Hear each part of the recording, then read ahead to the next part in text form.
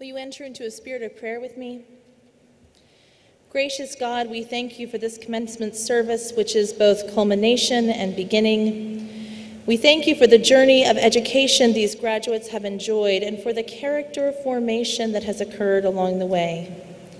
We thank you for all those who took part in that education and formation, from food service staff to professors to deans, and for their continuing commitment to excellence.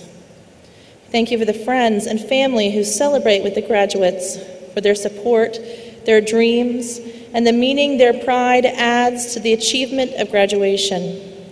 We thank you for California University and for the shared values of integrity, civility, and responsibility that bind our hearts in common principle and purpose, for turning I could to I will, tears to laughter, classmates to friends, professors to inspiration.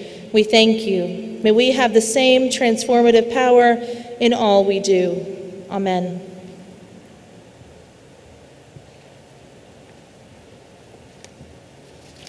Please be seated.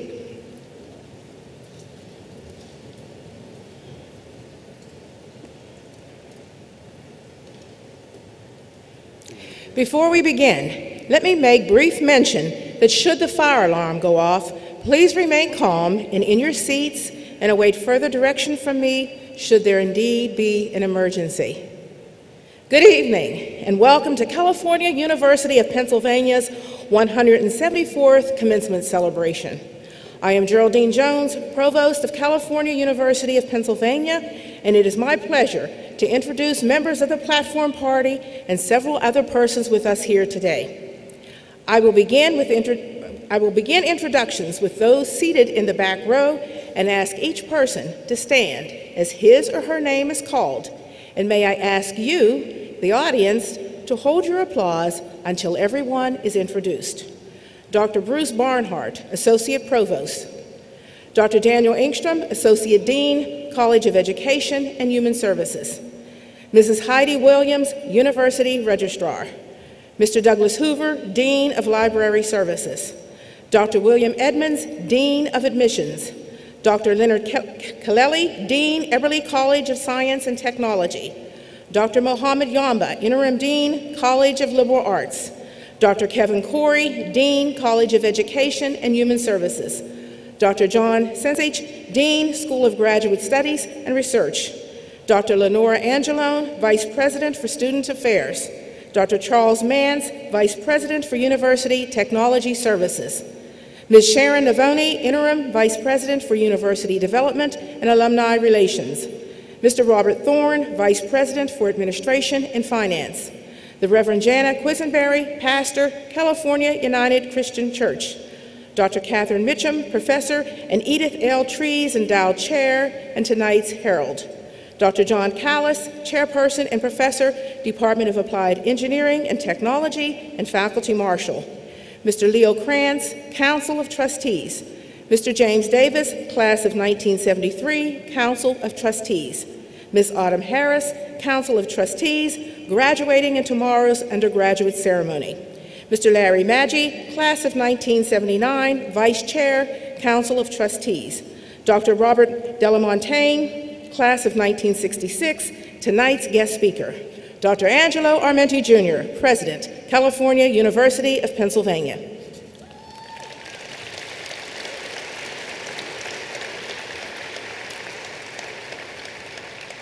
Representatives from the Alumni Association who will be presenting pins, alumni pins to the graduates are, seated to my left, Mrs. Kathy Conley, Class of 1995 and 1996, Director of Cal U for Life. Mrs. Leslie Fleener, Class of 2008, Assistant Director of Cal U for Life.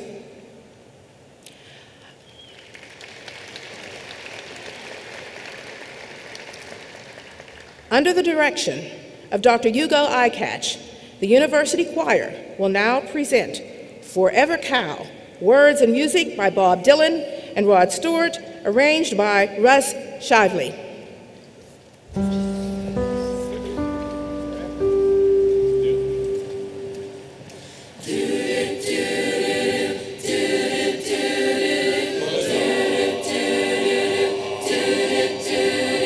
May the good Lord be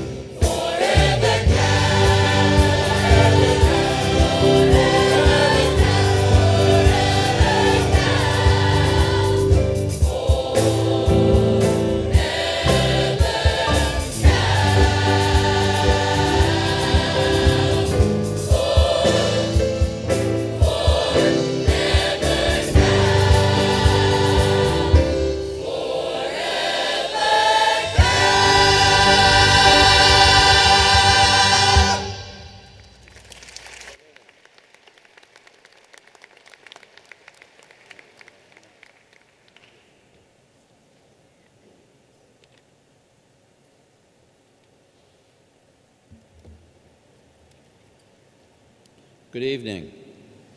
University trustees, Reverend Quisenberry, Dr. Delamontagne, distinguished guests, university administrators, faculty, staff, alumni, emeriti faculty, families, loved ones, friends, and members of the graduating class of 2012. Ladies and gentlemen, it is my distinct pleasure this evening to welcome each and every one of you to California University of Pennsylvania's 174th commencement ceremony, which is the first May commencement to be held in the new Convocation Center. How do you like it? You like it? At this time, I would like to thank the faculty members present here this evening for their hard work and dedication on behalf of our students and soon-to-be graduates. This university owes you a debt of gratitude, both for the unique contributions you make to the success of our graduates and for the exceptional degree of excellence that you bring to those contributions. Thank you and congratulations for producing another outstanding graduating class at California University of Pennsylvania. I will now ask the faculty members present here this evening to stand and be recognized. Faculty.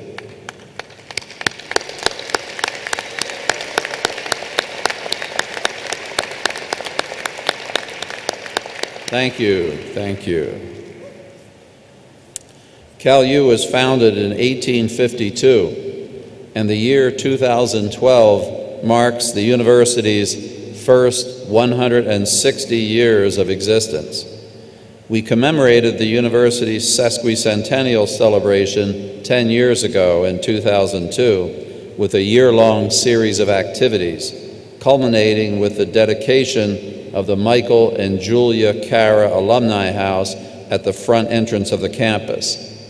The Cara Alumni House is a tangible symbol of the great respect and admiration which CalU has for its 55,000 living alumni. If you have not already done so, graduates, please visit the Cara Alumni House. It was designed and built to be the focal point for our alumni as they return to campus in the future.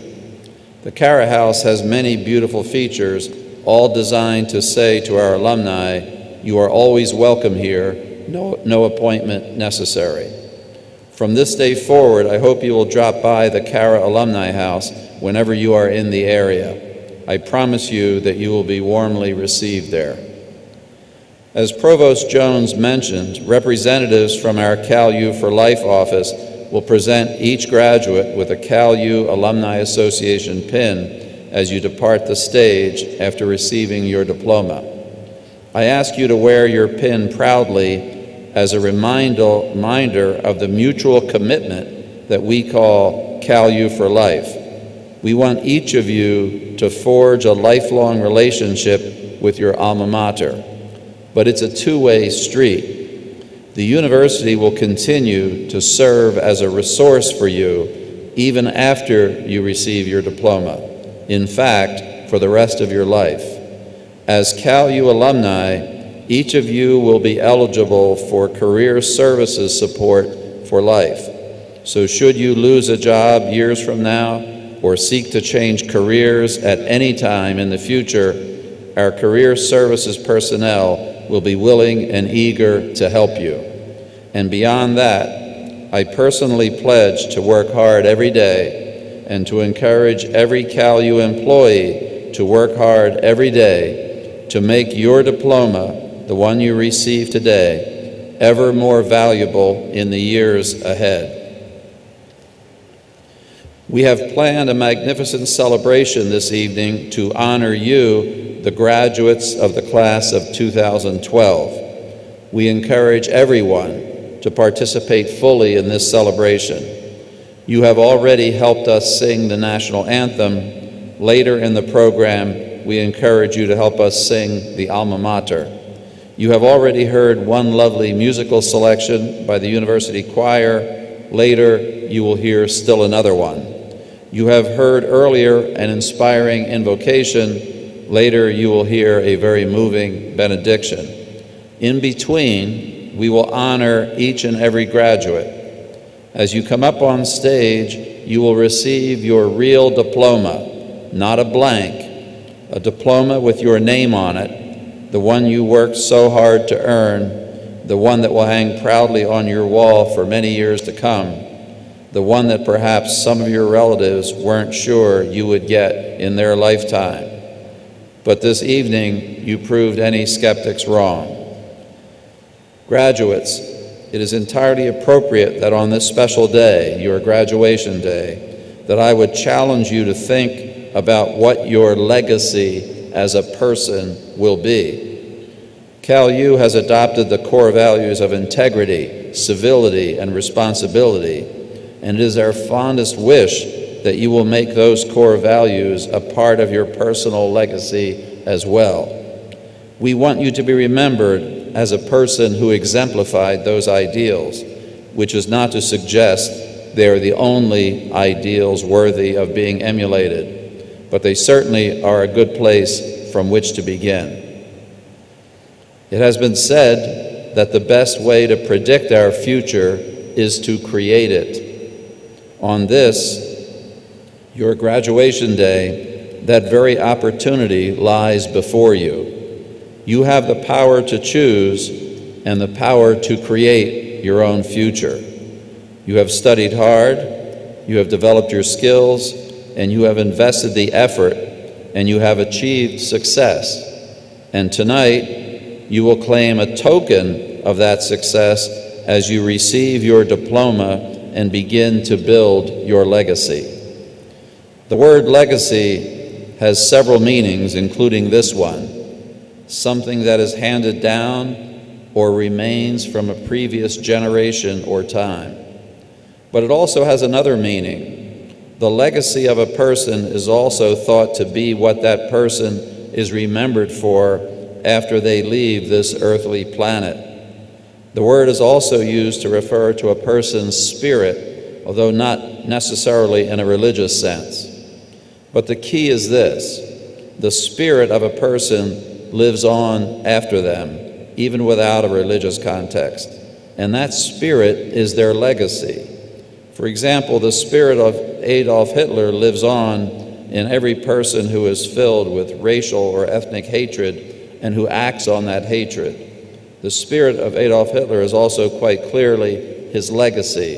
It is how he is remembered and will always be remembered. The spirit of Abraham Lincoln, on the other hand, also lives on in every person who believes that all men and women are created equal and who believes that freedom with justice is the right of every person. The spirit of Lincoln is also his legacy as well. As a final example, the spirit and legacy of Mother Teresa live on in every social worker, every nurse, and every caregiver who devotes his or her life to helping others. To the graduates here this evening, I say, may your spirit encourage the best in others, and may your legacy be an inspiration to all who follow you. In closing, this is your university. For all time to come, Cal U will be your alma mater, and you will always be welcome here. I invite you to return often and to keep in touch with us. Be sure to let us know about your life after you leave here. Please know that your university, California University of Pennsylvania, is extremely proud of you and your accomplishments. Congratulations and best wishes on your magnificent achievement. Thank you. Stay well.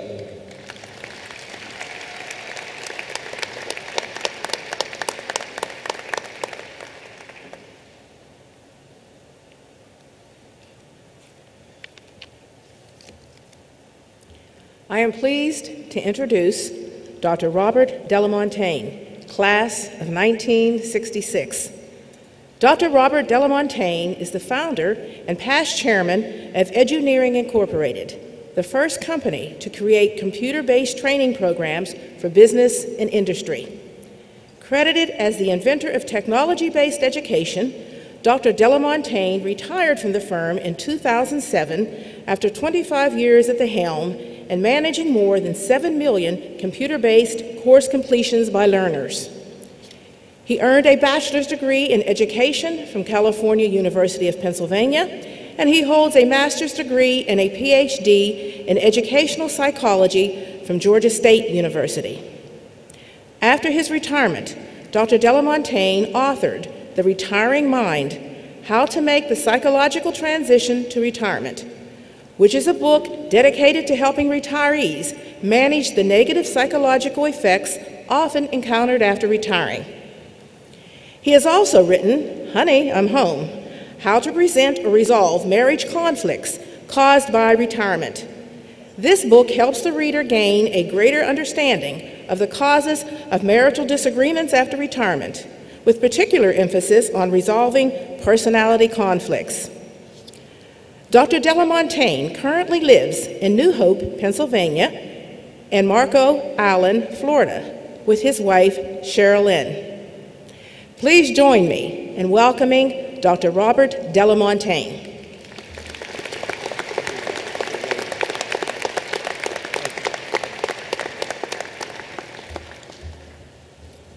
Hello.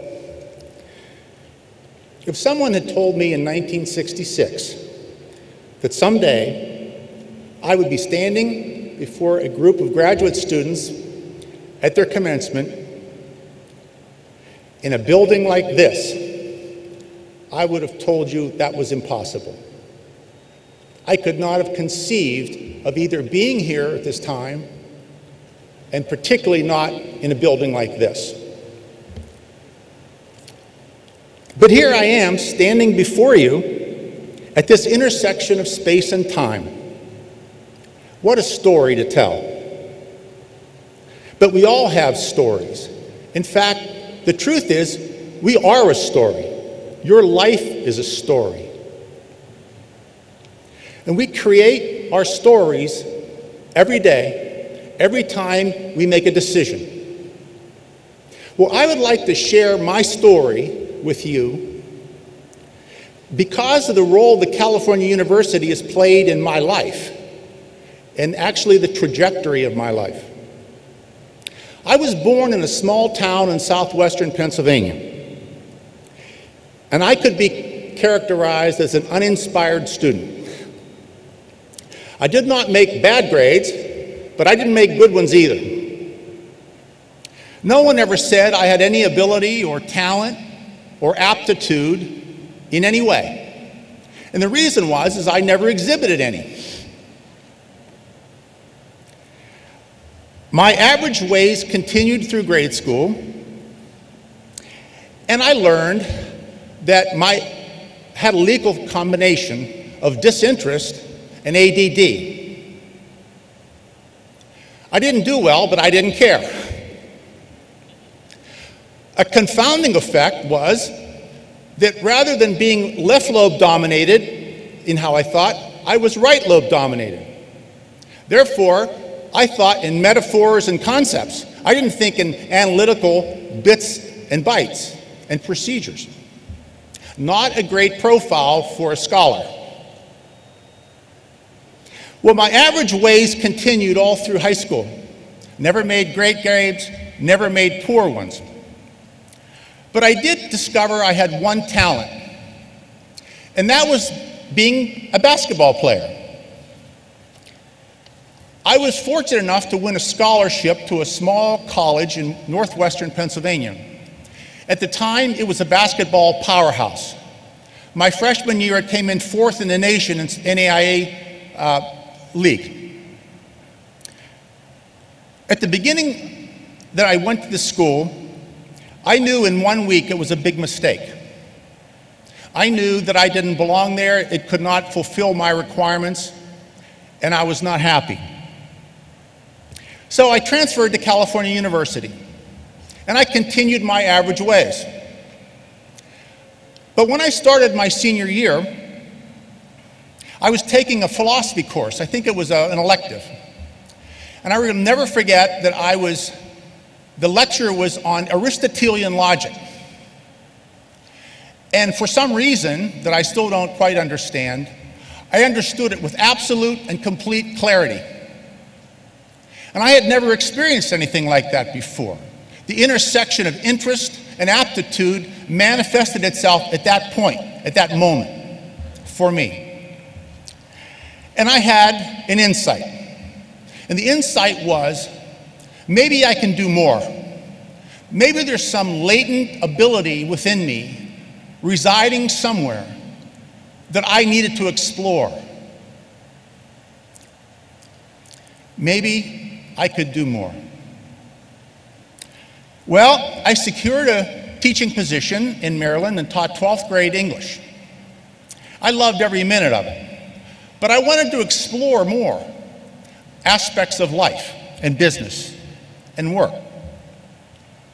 Well, I was visiting my sister in Huntsville, Alabama, and I answered an ad in the paper, this is over the Easter break, for a technical writer for RCA.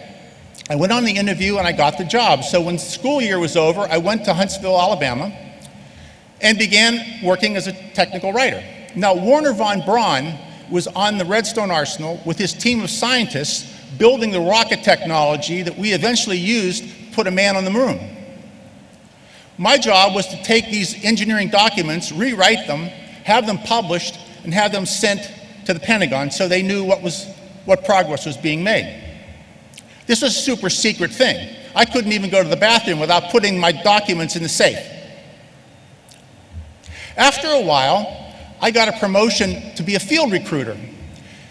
And this position was in West Palm Beach, Florida, and my job was to staff a secret underwater testing base that America and Great Britain used to test all of our weapon systems, our underwater weapon systems. I traveled all over the United States. I interviewed hundreds of people. I hired hundreds of people, mathematicians and programmers and oceanographers and radar technical types. And I traveled 70% of the time and went to almost every major city in the country. And I discovered I had one aptitude I didn't know I had. I had the ability to sit down with somebody in about 20 minutes, somehow know about them, have some way of looking into them and knowing if they would be honest, a good employee, whether they had the right knowledge base and so forth. Well, I did that, and when I discovered this aptitude, I really thought it was kind of strange because once I get to know somebody, I may forget their name, but I never forget who they are. I never forget the unique characteristics about that person. For example, I still remember the color of the coat my roommate wore at California University in 1965. A bit strange. But after I married, I left this position and I took a job with a new small company in Miami, Florida. And they wanted to create a personnel department.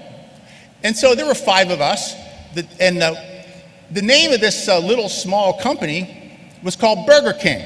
Maybe you've had a Whopper at one time in your life. I was their first personnel administrator. So I worked there for a while and realized that I had a driving ambition to get a master's degree, maybe just as you have. It was the most important thing to me in my life. So I got a job with a major company in Atlanta, Georgia, that was close to Georgia State University. And I began my master's degree. Now, I wasn't filled with a great deal of confidence that I could do master's degree work, given my checkered past, but I thought I really wanted to try it. So I did it. I went through and I got my master's degree, and I enjoyed it immensely. So I decided I would just continue on and get my doctorate, which is what I did. And so here I am. I'm 78 years old. Excuse me. I'm 34 years old in 1978. I have a freshly minted PhD, and I've become the Vice President of Human Resources. I have 55 employees reporting to me. I'm an officer of the company. And I decided I didn't want to be a corporate executive. That's not the path that I wanted. So I left that organization and I went to work for a consulting firm in Princeton. And while there, this new product came on the market that was rather intriguing, and it was called a microcomputer. And I bought one, and it was an Apple II. And so I had a house guest staying with me for the night, and after dinner, he and I decided to turn this thing on to see what it could do. So I had bought an adventure game just to have something to put in the computer. I put the adventure game in there, and he and I sat down after dinner and started playing it. Well, we stayed up till 4 o'clock in the morning, flying an airplane, landing on islands, calculating wind resistance, speed and distance, all in an effort to save the princess. Well, we did save the princess.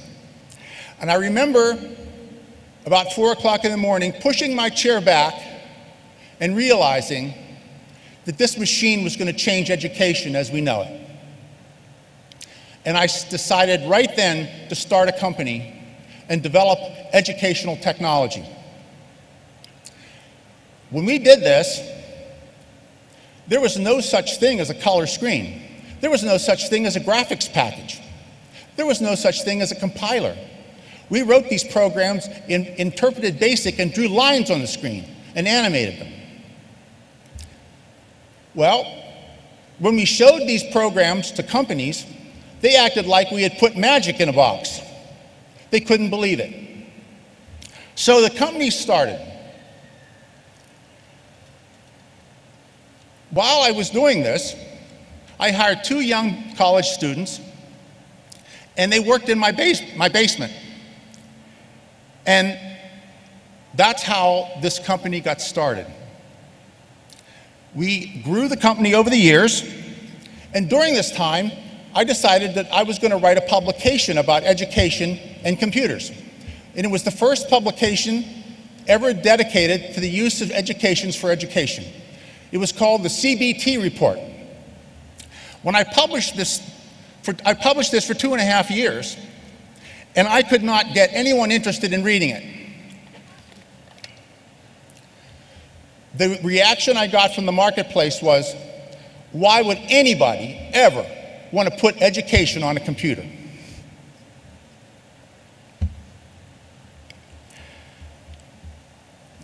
As the company grew, we ended up one of the major computer-based training companies in the United States. We had a 65% market share in the energy industry, and we were partners with the Food and Drug Administration for generating programs to teach medical device manufacturers, pharmaceutical companies, and food companies how to abide by the regulations. In 2007, we sold the company for over $100 million. The owners of the company at the time were 2 venture capitalist firms in New York City. They made 400% return on their investment in 4 years. That's the story. Well, in preparing this presentation, I thought, what did I learn over the years that I could share with you that might help you down the road? I came up with 5 things. Number 1, one insight can change your life. I will be forever in the debt of California University for providing the heat and light that I needed to have that one insight. Maybe I can do more. Number 2, never become an obstacle to yourself. I recall making the decision that life might throw me all sorts of curves and obstacles, but that never would originate from me. The world would have to signal to me I couldn't do something, but I was never going to stand in my own way. And often people stop doing things that are important to them because out of fear or lack of confidence. Never, ever stop yourself. Let the world dictate to you what you can and can't do, but never stop yourself. Number 3, do whatever you can to increase your self-awareness. Who are you? What is your intrinsic nature? Where do your interests, talents, and abilities lie? Are you creative or analytical? You see, you cannot make good decisions for yourself if you don't know who you are. Pay close attention to the small, seemingly insignificant feedback you receive in your life. Sometimes these appear as soft whispers, gut feelings, or a good, honest discussion by a friend. Learn from them and build your self-concept as accurately and as you possibly can. Every truly successful person I have ever met, not rich, but successful, had a high degree of self-awareness. Number 4, choose a path with a heart. By this I mean choose work that is connected to your innermost being. If you accomplish this, energy becomes reciprocal. If you do work you love, you receive positive energy in return by your efforts. Your energy gets refreshed simply by performing the work. In the 25 years that I ran engineering, I was never bored for 1 second. You will know if you've chosen the wrong path because your energy will be depleted. It'll be constantly drained. It will not be replenished by the positive energy you could receive from a path better suited to your intrinsic nature. It's not enough to follow a path just for money, fame, or security if it is not connected to your heart. Find something that enriches you every day. Finally, number 5, make the product of your life a positive one. Are your family and coworkers and community better off because of your involvement? You may have heard of the butterfly effect, where a small change in one place can result in a very large effect in another. Imagine the beneficial change that could occur if we unleash the positive energy that is within all of us. Make the world a better place because you are in it. Add value wherever you can. At the end of your career, you will receive great satisfaction from knowing that you were a positive force, that you activated the butterfly effect in the lives of others at some distance, place, and time. These are the important lessons I learned from my life experiences, and I hope they are helpful to you in the future. And I hope that you are as proud of your new degree from this great university as I was back in 1966. Thank you.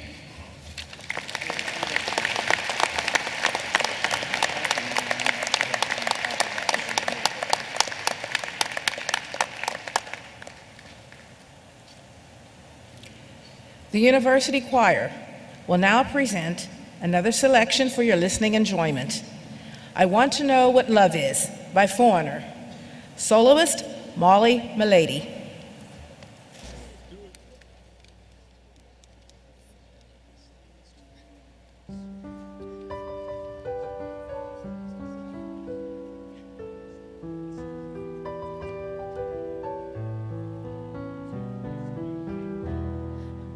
Take a little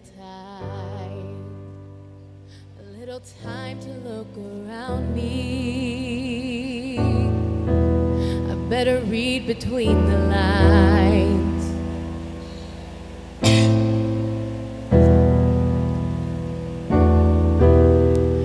In my life, there's been heartache and pain. I don't know if I can face it again. Can't stop now. I've traveled so far to change this lonely life.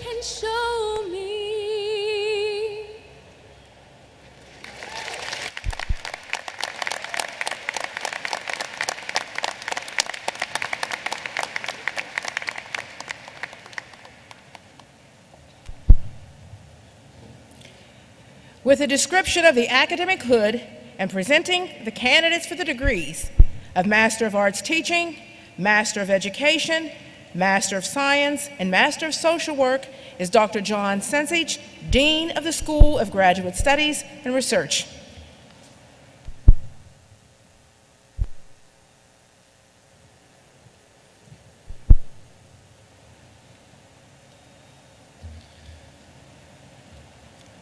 President Armenti, members of the Council of Trustees, Dr. Robert P. Delamontagne, our guest speaker, platform guests, faculty, families, guests, and graduate candidates, congratulations on your academic achievements.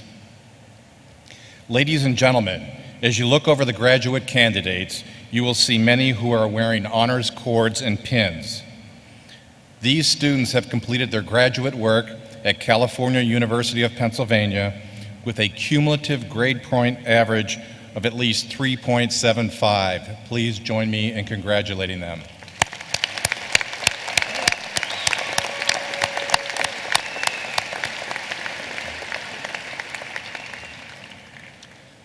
On behalf of the graduate faculty, I wish to thank all candidates for your academic activities, interests, and excellence. The lives of faculty members are certainly enriched by their students. Candidates, in a few moments I'll have the privilege of vesting each of you with an academic hood denoting your newly completed master's degree. Once you have been vested, you will present yourself to President Armenti in full academic regalia to receive your diploma. This public display of your academic achievement is part of a long tradition. With your indulgence, I would like to take a few moments to relate a brief history of the academic hood and its meaning. This regalia had its origins in the 12th and 13th centuries in Western Europe. The academic hood is a descendant of the cowl, an item of clothing worn by medieval monks to ward off the cold. The cowl was worn over a short cape with a long tail known as a leer pipe. By the year 1450, this type of hood had disappeared as everyday wear, except in universities such as Oxford and Cambridge.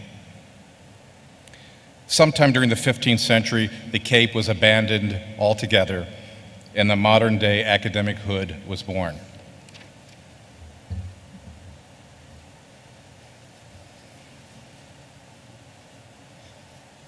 The master's hood is 3.5 feet long. It has a 3-inch wide band that denotes the academic discipline. For example, golden yellow denotes the field of science. Currently, by intercollegiate code, there are 26 officially designated colors. The colors on the inside of the hood denote the institution conferring the degree. As you can see in this hood, the colors of California University of Pennsylvania, red and black, are present.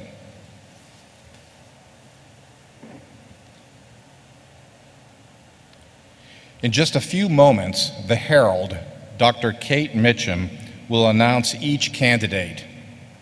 As they are vested with their academic hoods, we will be carrying out an 800-year tradition. It is with pride that I will send each candidate in full academic regalia to President Armenti to receive their diploma.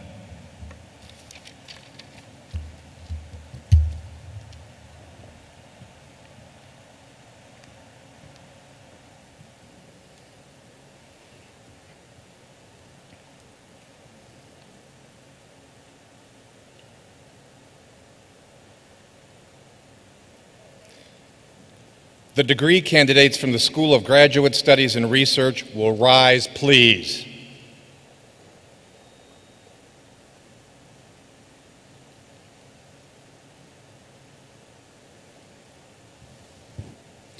Mr. President, the following persons have completed all the requirements for the degree of Master of Arts Teaching, Master of Education, Master of Science, and Master of Social Work. They have been approved by the faculty and are presented for these degrees. Dr. Mitchum, please announce the specific curriculum and the candidates.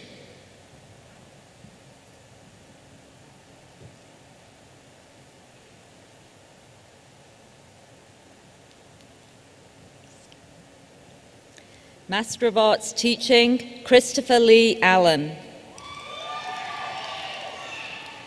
Gary J. Bella.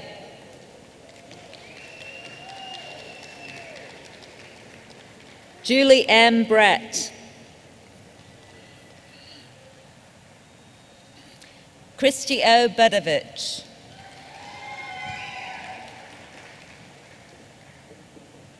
Ryan Joseph Bazzelli.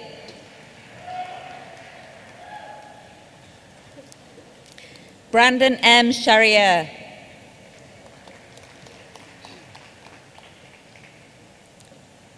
Crystalline Colatoni. Christina Marie Cook. Kyle Justin Dobey.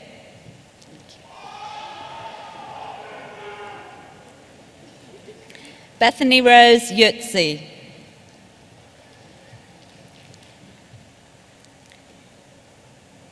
Haley Ann McCleary Eveland.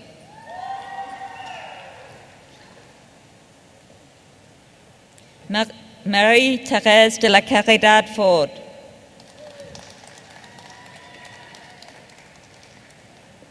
Erin Marie Guzzi. Brian Patrick Herrick.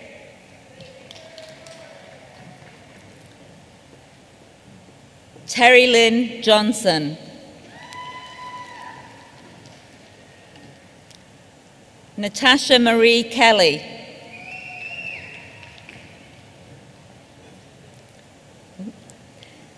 Kaylorn Kovich.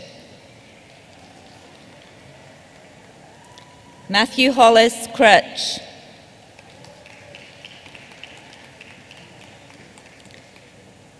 Brian James Lane.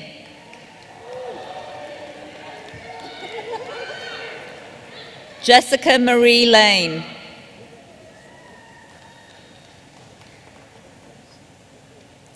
Kelly Lynn Lloyd.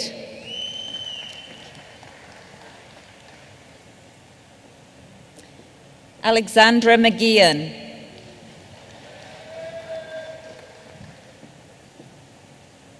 Leanne Elaine Orris.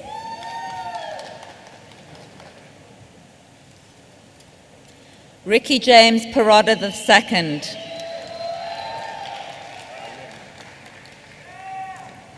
Sonia April Petrosoniak.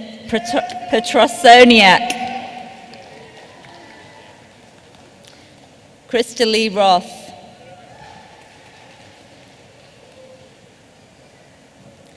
Kristen Ashley Savoy. Ashley Lee Sales. Lauren Ann Shaheen.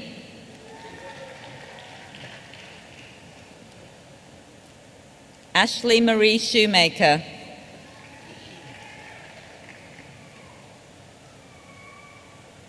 Alison Kentis Strittmatter. Timothy A. Struther.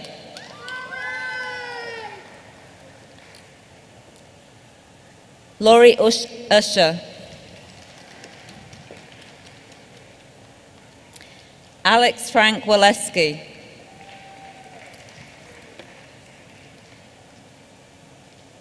Rachel Lynn Zadnik. The Elementary Education Curriculum, Master of Education, Michelle Nicole Anderson.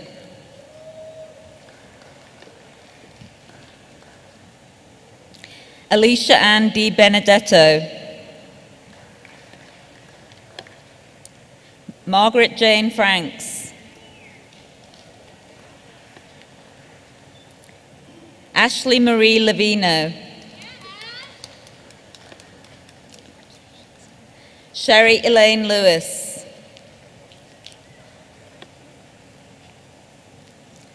Brittany Fallon McCann.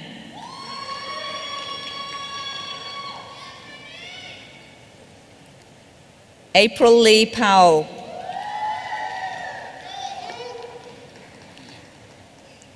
Julie Len Shipman.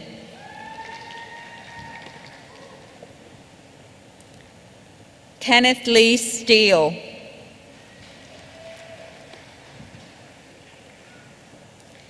Leah R. Tressler.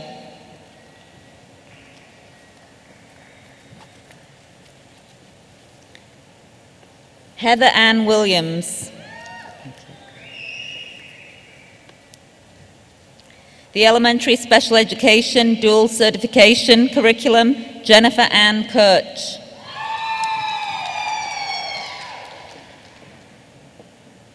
Rose Murada Pushkar.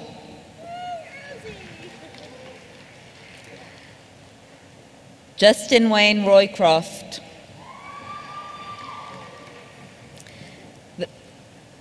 The Mentally Physically Handicapped Curriculum, Juliette Melissa Di Virgilio.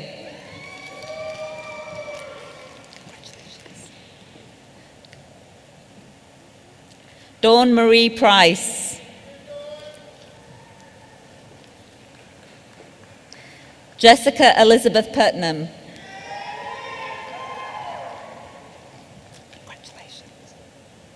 Lindsay Renee Shadman. John Paul Watunik.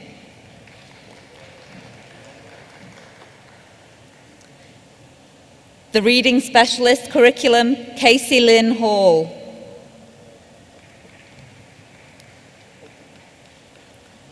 Lindsay Mae Smith.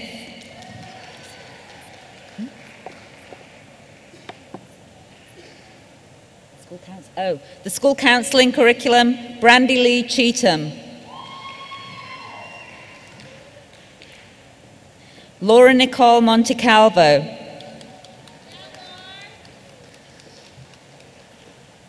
Erin Elizabeth O'Leary. Joanne Patricia Onishko.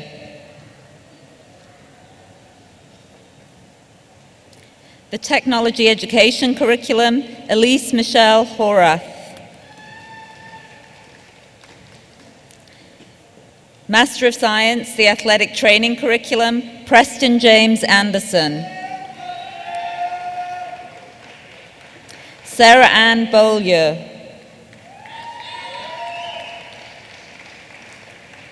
Michelle L. Bowers. Amber Jean Boyle. Angela Lynn Boyle.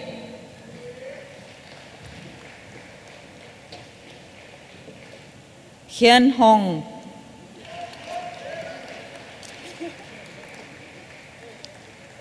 Lacey Nicole Johnson.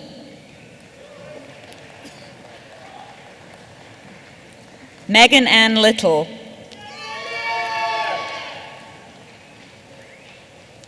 Joseph Jeffrey McShane.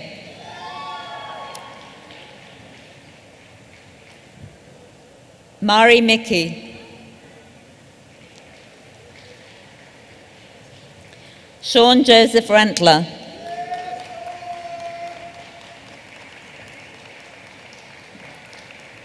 Paul Michael Rucci.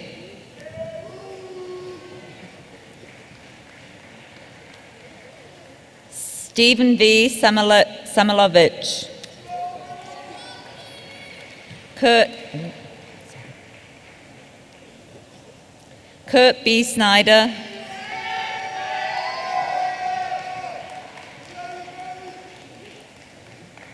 Kelly Ann Sullivan.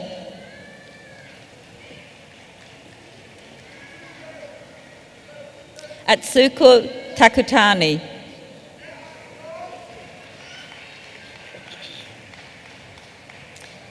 Theodore Joseph Vandermeuse.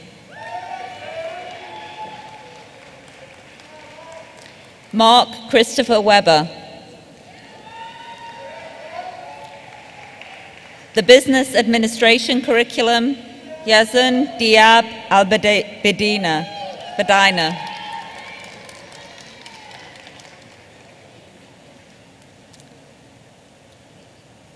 Danielle L. Bihana.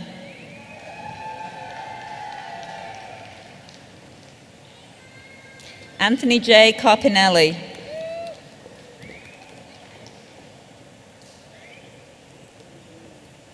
Devon Moses Cox.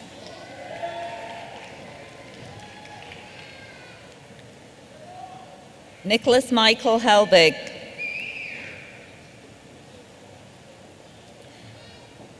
Paula Martina Natalia Jackson.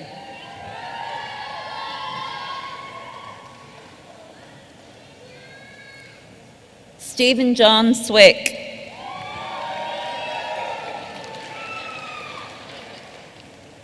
Ollie Taniev.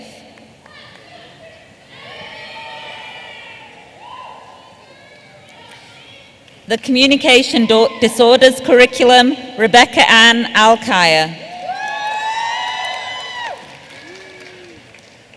Jacqueline Ann Baker.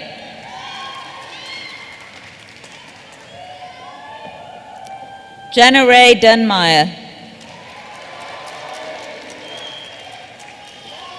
Ray Michelle Fazenbach Baker. Brittany Ann Gardner.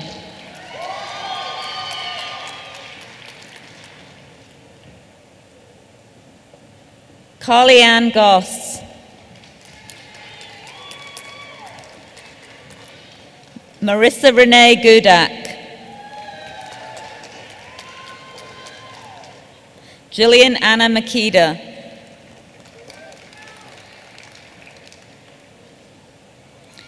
Melanie Jo Niskach.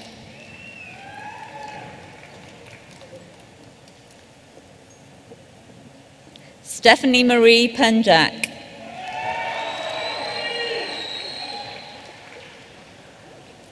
Jennifer Lynn Ream.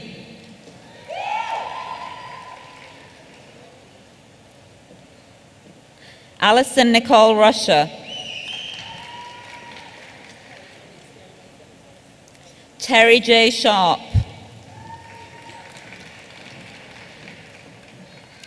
Lisa Marie Saltis. Emily Ann Taylor. Jane Boyce Thomas.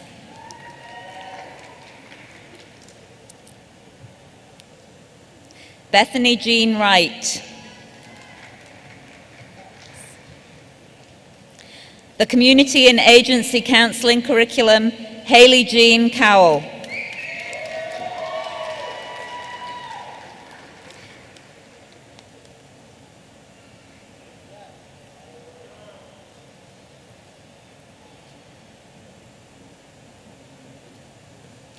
Casey Giles.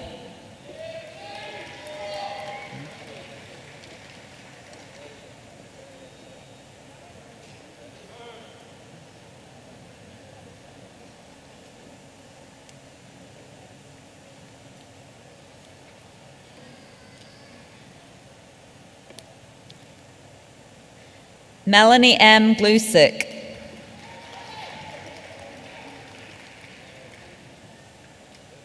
Kristen Eve Spinelli.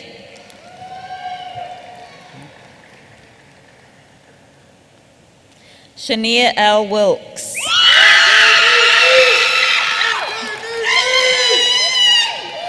Emily J. Yamba.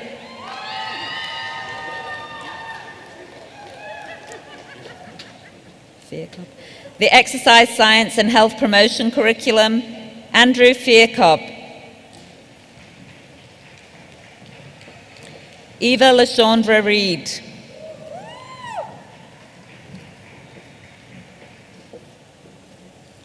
Legal Studies, Law and Public Policy Curriculum, William Shakespeare Akalonu. Alexis M. DeSimone.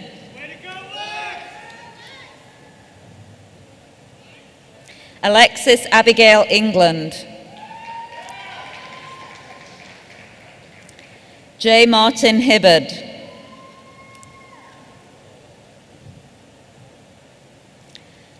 Tara Lee Kessler. Ashley A. Munoz Briggs.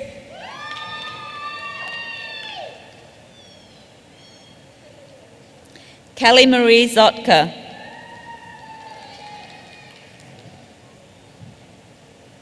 The Sport Management Studies curriculum, Gary Wintonitz Blake.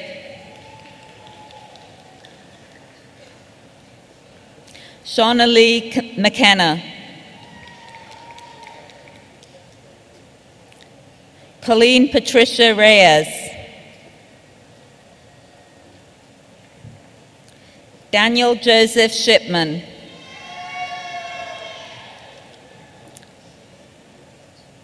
Master of Social Work, Thomas Robert Ardis. Shannon Alyssa Barker.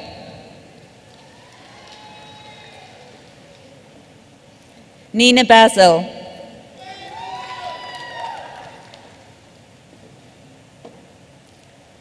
Lisa C. Cairo.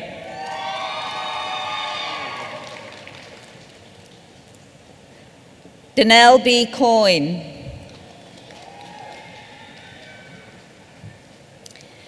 Whitney Jean DeMaio.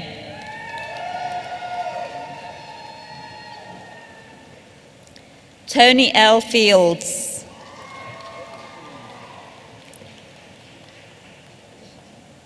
Jessica Boyd Hackney. Christina Nicole Hackney.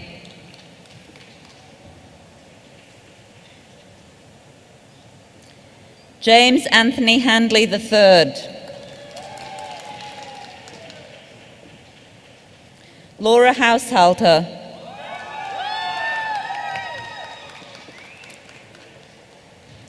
Miranda Beth Jackson.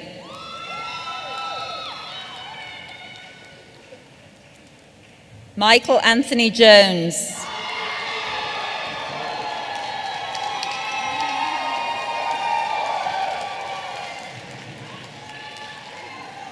Lana L. M. Latham.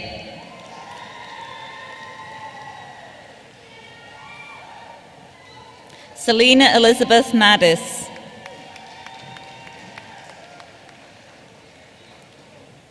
Ashley A. Mulkern.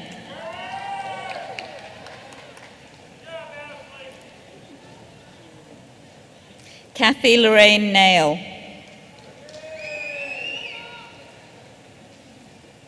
Bridget Ann Roman.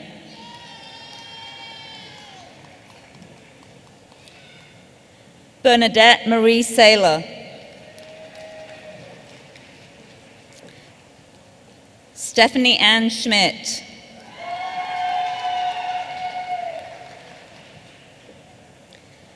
Emily Gibson Snyder.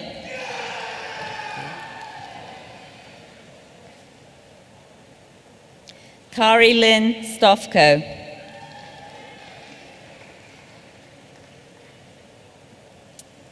Sarah Beth Thomas. Janine Ann Wojtowicz.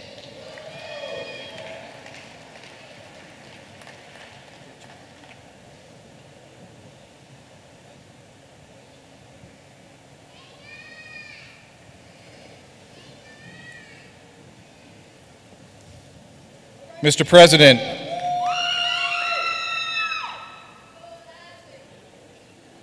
Mr. President, several candidates have requested to graduate in absentia. Please consult the program for the list of their names.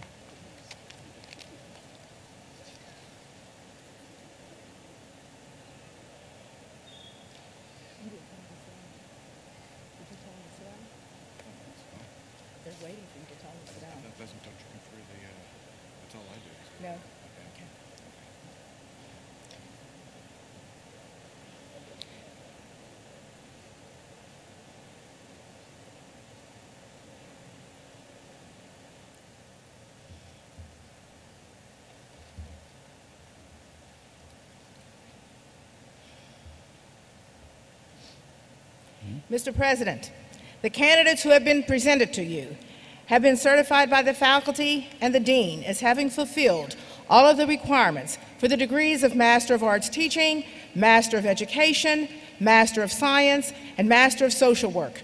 I recommend that the degrees be conferred.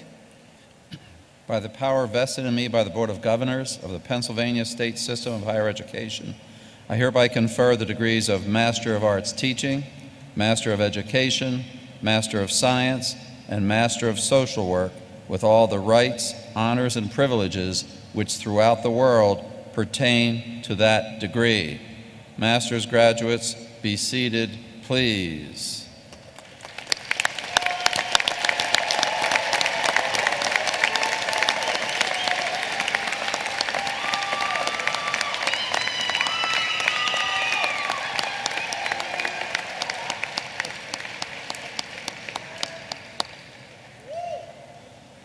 I would like to note that we have 40 graduates with us this evening who have earned their degrees 100% online through our CalU Global Online program.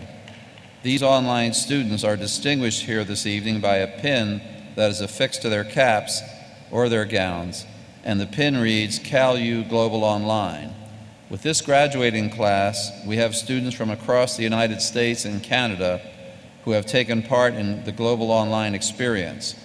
However, graduate student Ashley Munoz Briggs from Fort Irwin, California, that is, state of California, traveled the farthest to be with us this evening.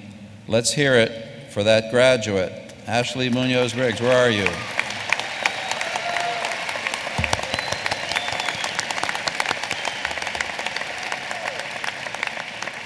She's come to the other California.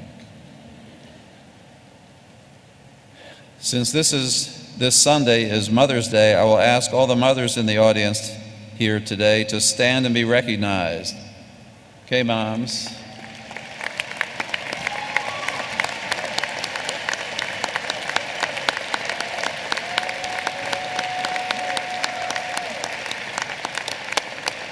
Happy Mother's Day, happy Mother's Day. Also at this time, I will ask all the parents, spouses, significant others, sisters, brothers, aunts, uncles, and loved ones who helped these graduates over the past few years, either financially or emotionally, to please stand so that we may confer upon you your PhD degree you pushed him or her through. Come on, families.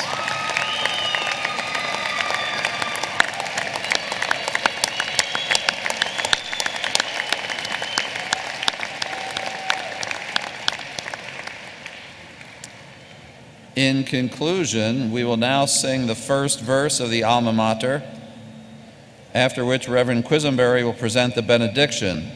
I ask that the audience remain in their seats following the benediction until the end of the recessional.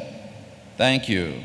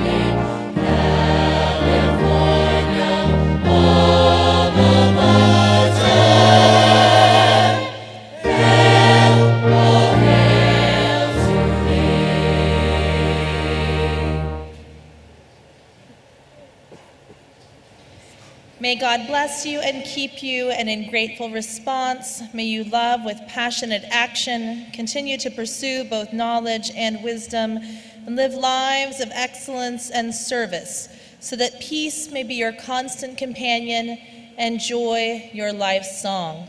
Amen.